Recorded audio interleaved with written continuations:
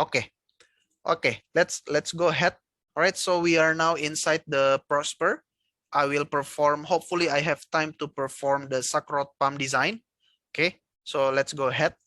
We start from here. Okay, this session is not about the introduction of the Prosper, of course, so I will run through. Okay, so this is the Prosper. I start with no artificial leaf. Okay, I can modify some first. For example, this is the on land, onshore. This is the case hole. All right, done. So from here, I will provide PVT information. So you can follow through. You can follow the demonstration of how to perform nodal analysis, right? So let's say the GOR is 160 with oil gravity of 25 API and gas gravity of 0.68 and water salinity of, for example, 80,000. No impurities. I will use Glasgow equation for the bubble point pressure, solution gas ratio, and the oil formation volume factor. And I will also use Beal et al. Calculation equation to obtain the oil viscosity. So, okay, so I click done. If you have laboratory data, you can provide in this table and you do matching. But let's keep it for now. Done. Okay, so from here, from PVT section, we now go to the IPR section. We open, and to construct the IPR, there are several methods. In this case, I will use PI, Productivity Index entry method, like the one I just explained previously. Okay, so to construct or to obtain the IPR, I need to provide the reservoir pressure, for example, 1,500 with reservoir temperature of 130 Fahrenheit. And let's say the water cut is 0. Okay. And now total GOR still 160. And let's say the productivity index is 0.5. Okay, so that's quite simple. Validate. Okay, the IPR is valid, and now I can calculate to construct the IPR. So now I get the absolute open flow, the maximum flow rate. I plot the result. I show the rate and the pressure. Done. Okay, we wait for the IPR to show. Okay, so now I have constructed the IPR. Very easy, right? The IPR using the productivity index. Okay, we can finish. Done. Done. Okay, we are not done yet. Now we need to provide the information for our well bore. We go to this section, equipment section, double click. I want to edit the deviation survey, downhole equipment, geothermal gradient, and yeah, average heat capacities. I click edit. Now the deviation survey to show the deviation of the well. The measured depth and the true vertical depth, starting from depth of 0 down to 3,500. The same measured depth and the true vertical depth. So I have vertical well. Okay, so this one I can plot. So you can see this is the deviation survey of my well. It is a vertical well because Sakrot pump is best for the vertical well. Done. Okay, now I construct the well configuration starting from Christmas tree. All right, and then I will use the tubing. Okay, down to 3,500 feet with inside diameter of 2.441, roughness 0.00112. Okay. All right, so that's enough. Click done. Now the geothermal gradient with overall heat transfer coefficient of 8. And then the temperature at 0 feet 60 degrees Fahrenheit, and at the reservoir depth, the temperature is 130. Done. Lastly, the average heat capacities. We can use the default numbers for the oil, gas, and water. Click done. We can check the summary, draw down hole. Okay, so this is the schematic of our well, starting from the Christmas tree and the tubing. Very simple. All right, click done, click done, click done. Okay, we wait for the system to be ready. All right, so this is the schematic, the picture of our well. So now we are ready to perform the nodal analysis. We go to calculation section, system. Now you can read IPR and VLP, right? IPR and VLP. Okay, now to obtain the IPR and VLP, I just need to provide the wellhead pressure. Okay, because later on the wellhead pressure will be used to calculate the flowing bottom hole pressure. Okay, so top node pressure in this case is 100 psig. Okay, let's say the vertical lift correlation, I will use the default equation, the petroleum experts. Calculate. Show calculating data. All right, very easy. So this is my nodal analysis with wellhead pressure of 100, water cut of 0, total GOR of 160 SCF per STB. So you can see in this system, we can flow. Why? Because it is indicated that there is intersection between the VLP and the IPR. All right, the VLP is the blue line, whereas the IPR is the red one.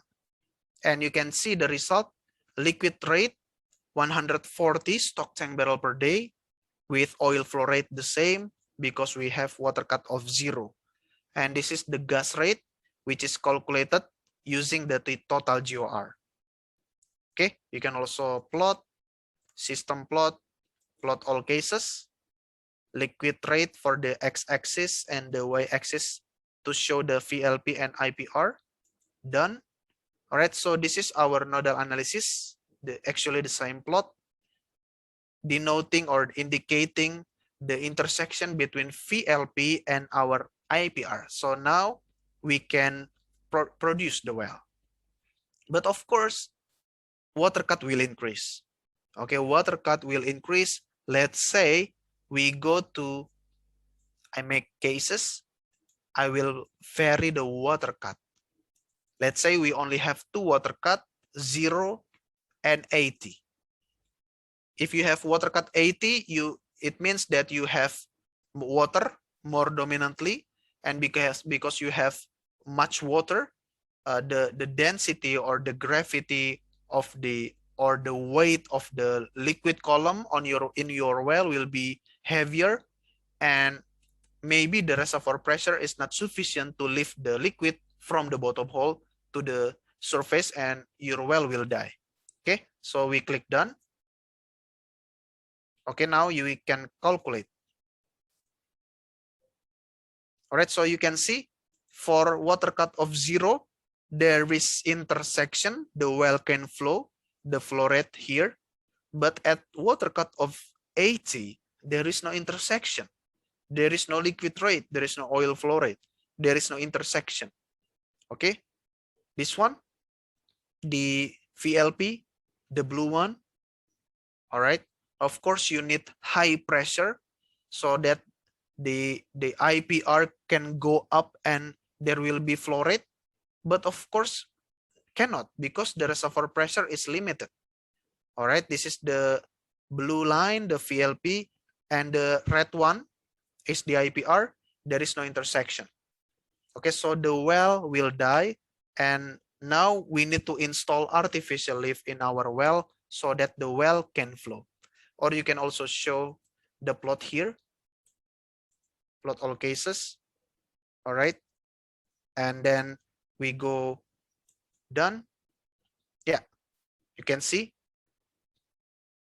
this is the the condition where the well can flow, and here where the well cannot flow. All right, so that's quite easy. Now we need to install suck rod pump so that the well can flow. We click done. We go back. Okay, and please wait for a while. Now in method, we look at this one, suck rod pump. Okay, we look at this one, suck rod pump. All right. Now we will have a new section and we will wait so that the system can be ready. Sometimes it takes a while so that the system, the Prosper, can be ready for the suck rod pump. Please wait. Okay, so here is actually the Prosper that has suck rod pump already installed. So maybe I can show you the design section first. Okay, so this is the design section. You can see I've prepared the data for the oil gravity, gas gravity, and others. All right, and also water salinity, water cut now is 80, and now I do design section, design aspect of it. Okay, I select the pumping unit, I select the rod type, the rod number, and the rod grade. I choose the plunger diameter, close, and now I go to the suck rod pump section. So you can see this is the configuration of my suck rod pump, the anchor tubing. Now I install my pump at depth of 3,500 with pump volumetric efficiency of 80%, pump diameter of 2 inches, surface stroke length of 48 with pumping speed of 23. I use steel rods in my rod type, rod number, this one, plunger diameter 2 inches, and this one. And the gas anchored, I enter. Efficiency of the gas separation is 0.9. The cup type, this one, for the gas separator, and the annulus area of 28 inches in square. Okay, so done. I've installed the suck rod pump in my system, and now I can perform nodal analysis. Calculation, IPR VLP. Okay, let's do without case first. Done. Now I perform nodal analysis by do calculation. All right, so that's very easy. Now you can see there is actually obviously intersection between the IPR curve and the VLP curve, the red line and the blue line. And now I can achieve liquid rate of 450 stock tank barrel per day. Very, very high compared to previously where the well will die without artificial lift. Okay, so this is the VLP of my suck rod pumped well. I can also do sensitivity analysis by using cases. Let's say I will use pump stroke length, for example. Stroke length, I use 48 originally, okay, and 64 inches, 72 inches. Done. Calculate. Very easy. So this is with 48, 64, 72. Okay, I can do sensitivity plot. You can see this is pressure against stroke length. I change the variables to show the liquid rate. Done. Yeah, you can see liquid rate increases as I increase the stroke length. Okay, so this is for the 48, 64, 72. You can see the stroke length significantly increase. Or you can also show the IPR like this one. So you can see clearly as I increase the stroke length, the VLP will change and I will get higher flow rate. Okay, so That's it for the nodal analysis with Prosper, in which we install Sakrot pump to equip our well.